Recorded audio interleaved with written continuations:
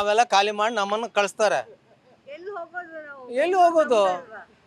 ಕಡ್ದು ಹಾಕ್ತಾರೆ, ಸಾಯಿಸ್ಬಿಡ್ತಾರೆ. ಇದಕ್ಕೆ ಯಾರು ಕ್ರಮ ತಗೋಬೇಕು? ಯಾರು ಇದ್ದಿದ್ದು ಸರ್ಕಾರಗಳು ಯಾವ ತಗೊಳ್ತಾ ಇಲ್ಲಲ್ಲ, ಏನು ನೋಡ್ತಾ ಇಲ್ಲಲ್ಲ. ಅವ್ರಿಗೆ ಸ್ಕೋಪ್ ಕೊಡ್ತಾ ಇದ್ರೆ ಹೆಂಗಾಗ್ತದೆ?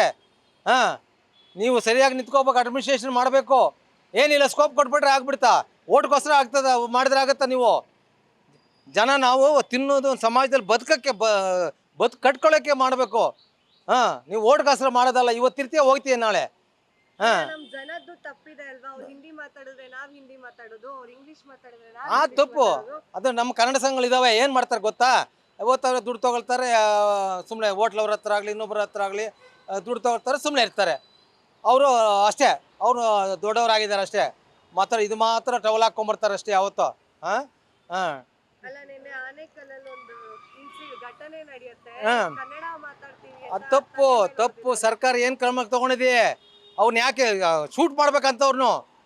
ನಮ್ಮ ಕಳಿಸೋಲ್ಲ ಅಲ್ಲ, ಅವ್ರು ಕಲಿಬೇಕು. ನಮ್ಮ ನೀರು, ನಮ್ಮ ಭೂಮಿ, ನಮ್ಮದು ಅನ್ನ ತಿಂತಾದಾಗ ಅವರು ಎಲ್ಲ ನಮಗೆ ಹೊಂದ್ಕೋಬೇಕು. ಇಲ್ಲಿಗೆ ಹೊಂದ್ಕೊಂಡು ಹೋಗ್ಬೇಕು ಅವರು. ನಾವು ಹಿಂದಿ ಮಾತಾಡಬೇಕು ಅಂತ ಎಲ್ಲಿದೆ? ಅಲ್ಲಿ ನಮ್ಮದು ಲೋಕಲ್ ಲ್ಯಾಂಗ್ವೇಜು, ಇದು ನಮ್ಮದು ಪ್ರಾದೇಶಿಕ ಭಾಷೆ. ಅದನ್ನು ಅವ್ರು ಕಲಿಬೇಕು. ಅವನು ಬಂದು ನಾವು ಕಲಿಯೋದಲ್ಲ. ಅದು ಸರ್ಕಾರ ತಗೊಂಡಿಲ್ಲ. ಸರ್ಕಾರ ತಗೋಬೇಕು. ಅವೆಲ್ಲ ನಿಲುವು, ಗಟ್ಟಿ ನಿಲುವು ತಗೊಂಡ್ರೆ ಆಯ್ತು. ನಾನು ಸೀಟ್ ಕುರ್ಚಿ ಬಿಟ್ಟುಬಿಟ್ರೆ ಹಂಗಂತಂದ್ರೆ ಹಂಗೆ ಆಗೋದು. ಸೀಟ್ ಬಿಟ್ಕೊಡಕ್ಕೆ ಆಗ್ತಾ ಇಲ್ಲ, ಹಾಗೂ ಆಗ್ತವೆ. ಓಟ್ಗೋಸ್ಕರ ಮಾಡ್ತಾ ಇದ್ದೀರಿ ಅಷ್ಟೇ.